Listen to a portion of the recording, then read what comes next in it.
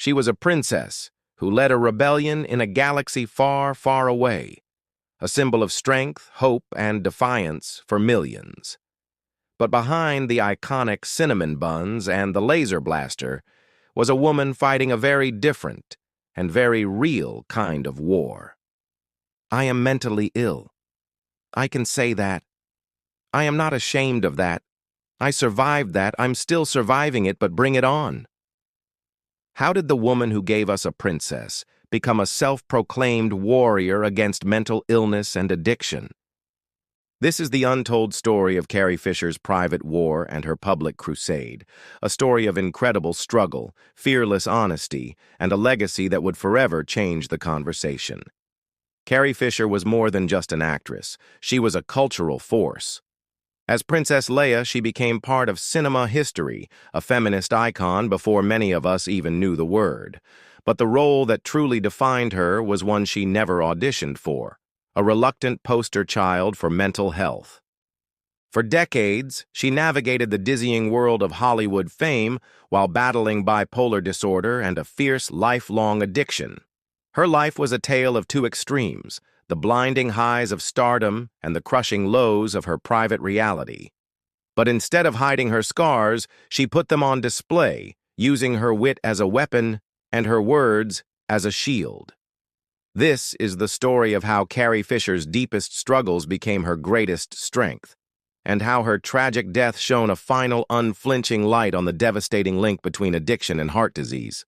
Before she was a princess, Carrie Fisher was Hollywood royalty. Born in 1956 to two of the biggest stars in the entertainment galaxy, singer Eddie Fisher and actress Debbie Reynolds, her life was public property from her very first breath. She was born into a world of flashbulbs and headlines, a world where privacy was a luxury she would never truly own. This intense pressure cooker environment went into overdrive when she was just 2 years old. Her father left her mother for the recently widowed Elizabeth Taylor, creating a scandal of epic proportions that splashed the family's private pain across every magazine cover. Growing up in the shadow of her parents' fame and very public drama was anything but normal. Fisher often said that because she grew up in a public family, she never really had a private life. This feeling of being constantly on display set a complicated stage. Her mother was America's sweetheart, while her father was largely absent, a figure she later suspected had his own undiagnosed mental health issues. She was always clear that this chaotic upbringing wasn't the cause of her later struggles, once stating, "If it was Hollywood to blame, then we'd all be dope addicts." But it absolutely shaped her reality.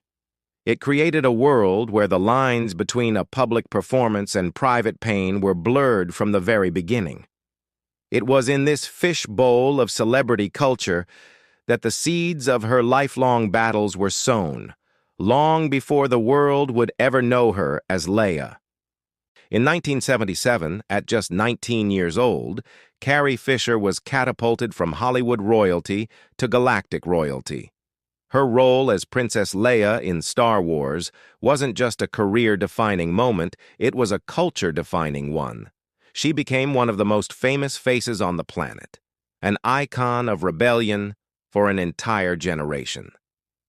Leia was fearless, witty, and in charge, everything a princess wasn't supposed to be. But as her public star soared, her private life was spiraling into a dark orbit of its own. The fame was instant and overwhelming. Fisher found herself living a double life. On screen, she was a hero. Off-screen, she was just trying to cope. It was during the filming of The Empire Strikes Back that her drug use escalated.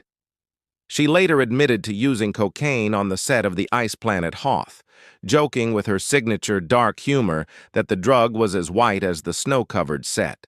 She said, "I didn't even like coke that much. It was just a case of getting on whatever train I needed to take to get high."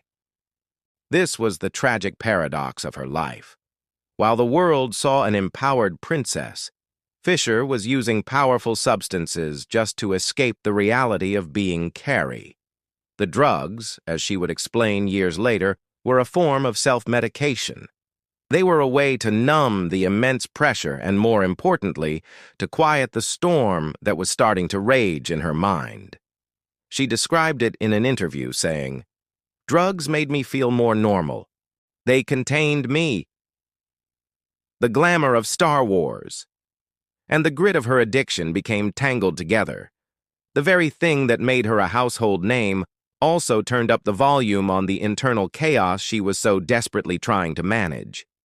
For years, Carrie Fisher rode the terrifying roller coaster of extreme highs and devastating lows, thinking it was all because of the drugs. She once said, "I used to think I was a drug addict, pure and simple, just someone who could not stop taking drugs willfully." But in her mid-20s, she was finally given a name for the internal storm she'd been trying to medicate away: bipolar disorder. At first, she flat out rejected it. In a 2000 interview, she admitted, "I thought they told me I was manic-depressive to make me feel better about being a drug addict." The stigma was enormous, and she continued to see her problems mainly through the lens of addiction. It wasn't until a drug overdose landed her in rehab around age 29 that she finally started to accept the diagnosis. That acceptance was a huge turning point. It didn't magically fix everything, but it reframed her entire life. She began to understand that her substance abuse wasn't a moral failing, but a desperate attempt to manage an underlying mental illness. The drugs were a way to control the uncontrollable. She used painkillers to dial down the frantic energy of her manic episodes and other drugs to pull herself out of crippling depressions. With her trademark wit, she even gave her bipolar moods nicknames: Roy, for the wild ride of a mood, and Pam, who stands on the shore and sobs. Personifying the illness was her way of wrestling with it and separating it from her true self. The diagnosis was the key that unlocked a new understanding of her own mind. It allowed her to see that she wasn't just a dope addict, but a person living with a complex illness. This didn't end her battle, but it changed how she fought it, and set her on a new path from private suffering to public advocacy. Facing the twin demons of addiction and bipolar disorder, Carrie Fisher discovered her most powerful weapon was a keyboard. While the world knew her for bringing a character to life on screen, her most authentic work came from taking her own life apart on the page. In 1987, she published her first novel, Postcards from the Edge. It was a semi-autobiographical story of a Hollywood actress dealing with drug addiction and her relationship with her famous mom, and it was a total sensation. The book was sharp, hilarious, and brutally honest, a style that would become her trademark. It even won her an award and was later turned into a hit movie, for which she wrote the screenplay. Writing became her way of surviving. It was how she processed the trauma, the chaos, and the pure absurdity of her life. It was how she took back a story that had so often been written by others, the tabloids, Hollywood, and her famous family. She once said that writing helped her channel her overactive mind, and she did exactly that. She went on to write several more books, including the memoirs Wishful Drinking, Shockaholic, and The Princess Diarist. Each one peeled back another layer, exploring her mental illness, her time in psychiatric hospitals, and her complicated family with that same unflinching, disarming humor. In Wishful Drinking, which started as a one-woman stage show, she famously compared her mental illness to a tour of duty, though the bombs and bullets, in this case, come from the inside. This talent for turning her deepest pain into profound, witty, and relatable art was her genius. She wasn't just telling her story, she was owning it. By refusing to be a victim and instead becoming the brutally honest and hilarious narrator of her own life, Carrie Fisher found her true voice, a voice that would soon become a powerful force for change. As Carrie Fisher took control of her story through writing, she stepped into the most important role of her life, a relentless and unapologetic mental health advocate. She realized the very platform that once felt like a burden could be used to shine a light into the darkest corners of the human mind. And she did it with a revolutionary approach, using humor and radical honesty to tear down the shame surrounding mental illness and addiction. She spoke with a bluntness that was shocking for a celebrity of her status at the time. "I am mentally ill. I can say that. I am not ashamed of that," she declared in an interview. That simple, powerful statement was a lifeline for millions who felt alone in their own struggles. She worked to debunk myths, especially the idea that people with bipolar disorder could just get over it with willpower. She refused to let her diagnosis define her, but she also refused to hide it. As she famously said, she wanted her version of her story out there, so people couldn't just make assumptions. Her advocacy was both personal and practical. She urged others to get help and find support, advising one person in her advice column to find a community, however small, of other bipolar people to share experiences and find comfort in the similarities. Her message was clear. You are not alone, and you have nothing to be ashamed of. One of her most powerful pieces of advice was, stay afraid, but do it anyway. What's important is the action. You don't have to wait to be confident. Just do it, and eventually the confidence will follow. By being so purposefully open, Carrie Fisher turned her personal war into a public crusade, giving a voice to the voiceless and showing the world that a diagnosis is not a life sentence. On December 23, 2016, Carrie Fisher was on a flight from London to Los Angeles when she went into cardiac arrest. Paramedics rushed her to the hospital, where she was placed on a ventilator. For 4 days, the world held its breath, hoping the princess who had survived so much could survive this too. But on December 27, 2016, at the age of 60, Carrie Fisher died. The tragedy was horribly compounded just 1 day later when her mother, Debbie Reynolds, suffered a fatal stroke, reportedly telling her son, "I want to be with Carrie." The initial cause of death was listed as cardiac arrest, but the full coroner's report months later painted a more complex and heartbreaking picture. The official cause was determined to be sleep apnea and other undetermined factors. While investigators couldn't say for sure that the drugs directly caused her death, the connection was impossible to ignore. Atherosclerotic heart disease, a hardening of the arteries, was listed as a contributing factor. While opioids are linked to higher cardiac risks, the combination of pre-existing heart disease and a system flooded with powerful substances created a lethal scenario. Carrie Fisher's legacy is as complex and brilliant as she was. For billions, she will forever be Princess Leia, the fierce leader of the Rebel Alliance. But for millions more, her most important role was leading a different kind of resistance, a resistance against shame, silence, and the stigma of mental illness. She didn't just play a hero, she became one by showing the world that vulnerability is a kind of strength. She faced her demons with a defiant humor that was all her own. In Wishful Drinking, she famously wrote that no matter how she died, she wanted it reported that she drowned in moonlight, strangled by my own bra.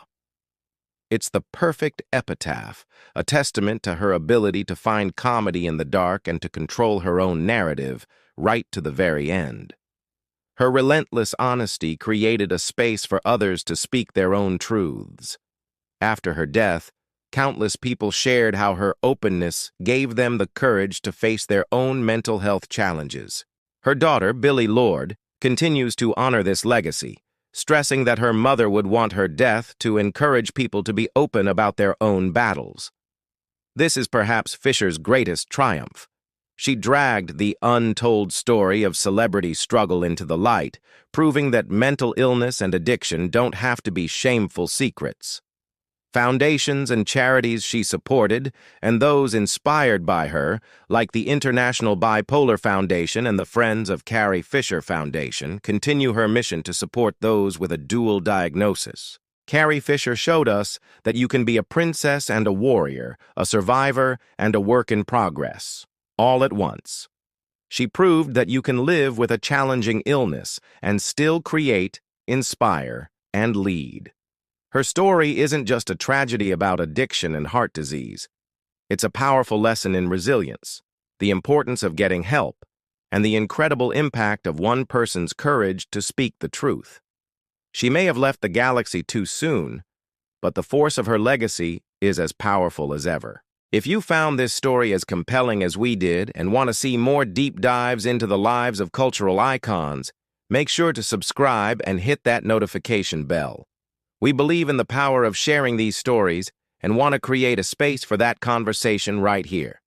Please share your thoughts on Carrie's incredible legacy in the comments below. And if you feel comfortable, we'd be honored to hear how her openness might have impacted you or your perspective on mental health. From the surreal spotlight of Hollywood royalty to the iconic status of a galactic princess, Carrie Fisher's life was anything but ordinary. Yet it was in her most human struggles that she found her most profound purpose. She stared down the terrifying specter of bipolar disorder and the relentless pull of addiction, not with silence, but with a microphone and a pen. She chose to turn her pain into a platform and her private battles into a public masterclass on honesty and humor. Carrie Fisher's story is a powerful reminder that our greatest wounds can become our greatest strengths. She didn't just play a rebel, she was one, fighting the stigma that keeps so many people in the shadows. Though her life was cut short by the very demons she fought so bravely, her legacy is one of light. She didn't just change the conversation around mental health, she rewrote the entire script, leaving behind a galaxy of hope for everyone still fighting their own wars.